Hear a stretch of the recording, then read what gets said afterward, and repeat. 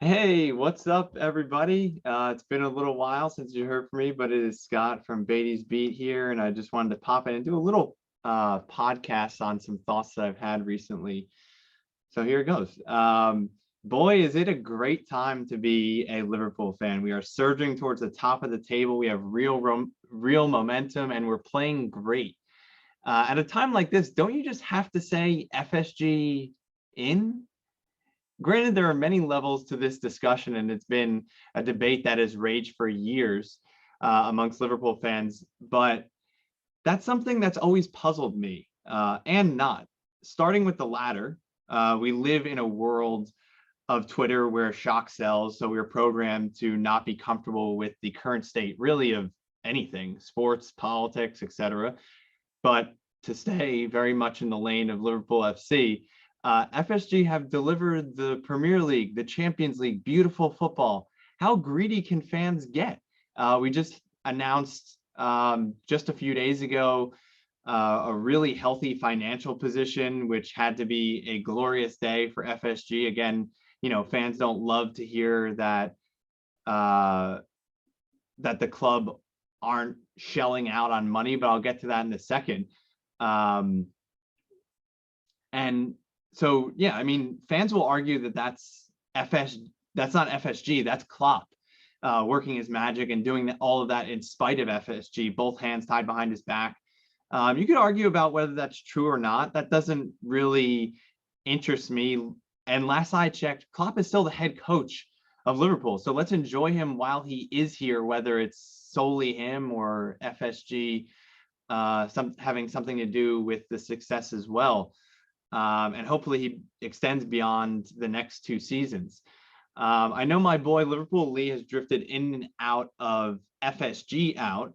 And though I disagree, I can understand where some fans would like the club to be more bold and sign a player that costs 80 million, 100 million.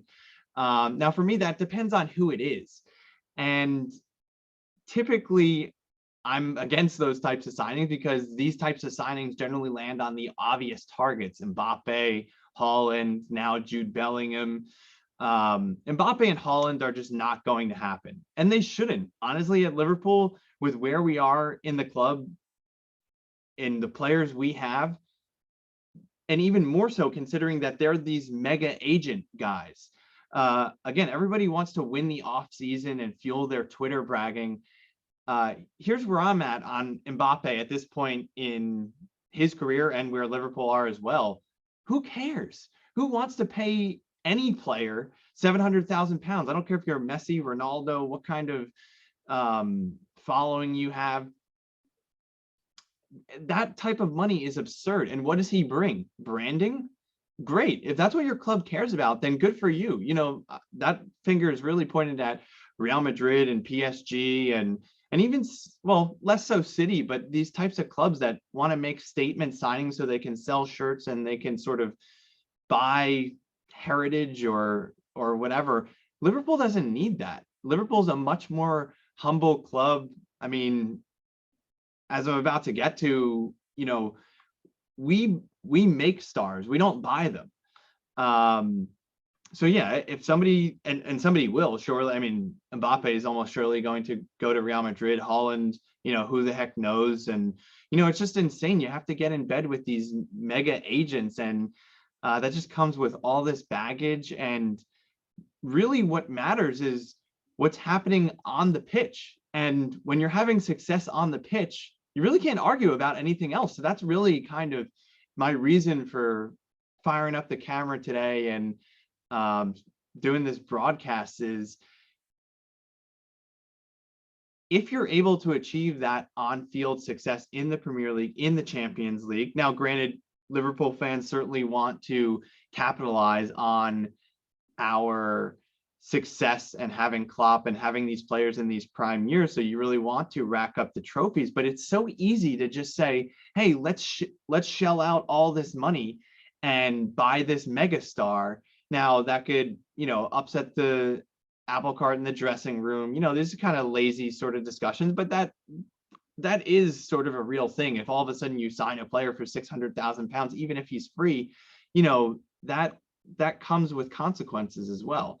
Um, but yeah, and another thing too is just because you pay a whole lot of money for a talented player, and Mbappe is extremely talented. I'm not saying he isn't, but what there's talent and there's impact. I think a lot of people would say that Mo Salah isn't the most talented player in the world. I think he's the best player in the world, but there's a difference there. Is Mo Salah a great prospect? You know, like when he was 20 years old, sure, Chelsea signed him, but they didn't do anything with him.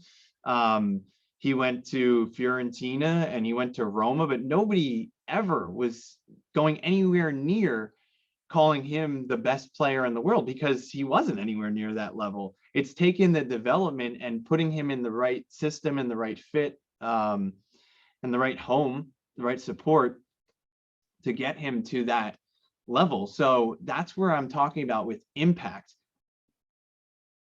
Chelsea signed Lukaku, and a lot of people think Lukaku is a great player. His impact has been almost nothing on Chelsea this season. And again, there are reasons for that too. I won't get into, but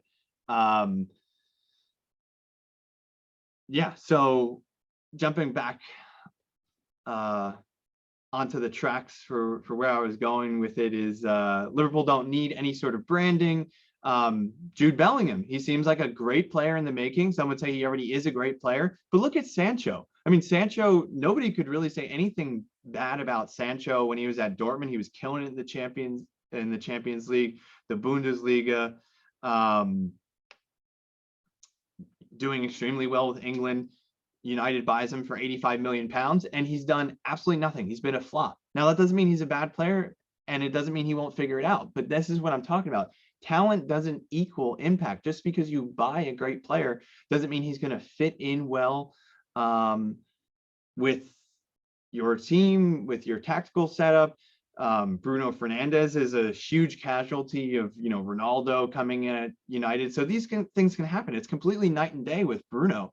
I mean, he was possibly the best player, definitely top 3 in the Premier League last season, and now he's nowhere close to that. And it's because he's got to be the guy. But there's just certain reasons why dynamics won't work out. And yeah, Liverpool have rather quietly and swiftly gotten their next 2 next gen front 3 players in Jota and Diaz. I mean, I think you can see already that those 2 players are going to be with Liverpool in the next 3 to 4 years and be a really good fit. And, It doesn't really matter when Sadio and Firmino leave at this point. The only reason I say that is because people are so quick to say, oh, they're fading and, their time is done. I think that's way too premature. But the point is that if you can bring in club legends replacements before the club legends even leave, then doesn't that put you in an extremely good spot? And we didn't break the bank for it. So I think that there are just so many arrows pointing in the direction of FSG doing things the right way, doing it responsibly. And the other thing is, the expression, the grass is always greener. If you're FSG out now, well, I don't think anybody is now, but in months or years, it'll Twitter will flare up again and FSG out will be trending. So when that occurs, I just ask you to ask yourself, who do we who are the perfect owners? Everybody moans about how particularly in the off season and when anytime we're not in first place, that we don't spend the cash like City, like PSG, like Newcastle is about to. Well, speaking of FSG out trending and not trending, something that also trends and not trends is human rights violations. People from time to time have big problems with where Man City and PSG's money comes from, where Newcastle's money comes from, and it's dirty money. Listen, I'm not here to tell you whether to care about that or not. I go back and forth myself about whether that's something I should care about, like the off the field type of stuff. But it is a really good point. Typically, they have this conversation with managers when you want to fire a manager or you fire him. Okay, well, who do you bring in? I don't think that that's always so applicable. I think sometimes, like when you have like a Mourinho type situation, when there's just a terrible dressing room, once the jig is up, you just have to get rid of a manager and then you just figure out who it's going to be. But this is not that type of situation in terms of ownership. FSG have spent money. They've been responsible about and done very well, mind you, about selling players. You know, need I mention Coutinho and Solanke and, you know, some great sales that we've had. So yeah, I just, you know, if you have FSG out and you want to bring that type of money in, that comes with consequences too. Or, you know, kind of, are you selling your soul? And is that, now, again, I'm not telling you to care about that or not, but what I would focus on is that good for the game? I remind you, the most expensive transfer ever is Neymar from Barca to PSG, 228 million pounds. If you seriously ask yourself, is that good for the game? Is that sustainable? I think you have to answer that as no, even if you're the biggest capitalist in the world. That's just not, that's not good, because I think you've already seen that we have haves and have-nots. You know, is the Champions League all of a sudden going to be Man City and PSG and whoever can barely keep up with them each year?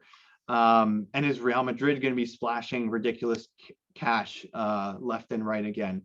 So yeah, you're always going to have haves and have-nots, but is that gap here or is it here? So something to think about. Another thing too, another avenue that leads back to FSG out is the 2020-21 season, when we had a gazillion injuries. The FSG out crew was screaming during that season because of the lack of depth at center back. But that was all about terrible luck with injuries. Since then, we've signed Konate, and all of a sudden, Joe Gomez is a ghost. You don't hear from him ever. He doesn't play. That's our fourth choice center back. You've got Virgil and Matip, who are imperious, and a lot of people psyched about Konate. I'm pretty much in that camp as well. But that season, we were playing with our sixth and seventh choice center back. I'm one of the biggest Liverpool fans out there in the world, and I had never heard of Reece Williams before, or some of the players that were coming in, Connor Bradley and stuff like that. So the same almost happened this year with the midfield. We let Genie go and people wanted FSG out because we didn't sign anyone. That's always the answer, isn't it? You have to sign somebody. Now is a convenient time for me to make my argument, although I think it applies all the time, in that all of our midfielders are available. We have 8 capable midfielders. We've got Fabinho, Thiago, Hendo, Curtis, Naby, Milner, Ox, who I would sell, and Harvey Elliott. 9th choice center mid is Tyler Morton, who is a prospect that Klopp is pumped about. So what do we want here? Like, what are you asking of FSG? You want to sign a center mid? Yes, we had injury problems. I mean, a side note, I would say that if you have that number of center mids, or if you have, just in general, if you have a player that you can't rely on to be fit, then you should sell them. I mean, I'm almost in that camp with Keita, definitely with Ox, I would sell for a majority of reasons. But the point is, this isn't FIFA. You can't have 15 center mids rated 80 plus on your team for a variety of reasons. So yeah, I mean, when you look at our squad, we have 8 center midfielders. So it's kind of unfair to say, oh, we should just go splash the cash on the next best center mid, whether, you know, it's been Zakaria or you know, obviously Jude Bellingham, or any variety of center, Renato Sanchez or Basuma. You know, these are all just very easy things. And I'm not saying don't sign those players, but, you know, by now we should really trust and have faith in the empire, really, that Liverpool have built. And yeah, at the top of that list, obviously, that is going to be Klopp, and that's going to be Michael Edwards, and Julian Ward is going to continue that tradition, and the whole entire scouting department. But you really do have to lend that credibility to FSG. You know, we've seen Manchester United have shown us that just because you spend money doesn't get you anything. They've spent 377 million pounds on the following players. I wrote a list down here: Sancho, Van de Beek, Martial, Pogba, Maguire, Lindelof. And I selected that group of players because all of them have contributed next to nothing to United. Probably the one that has contributed the most is maybe Lindelof, or Martial has been there, but he's never, locked down. That's 377 million pounds. And again, Pogba is another just great example of talent doesn't equal impact. Pogba is so talented. I hate watching, you can get into so many different levels of peeling the onion of why I like or don't like a player, but you have to say that Pogba is very talented, but it hasn't worked out. And so anyway, that's just a warning to not just, money isn't always the answer. And yeah, I mean,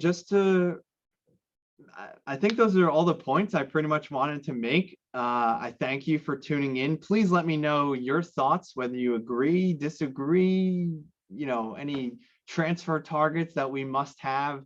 What are your criteria for making a splashy signing? Who would you sell in the Liverpool team?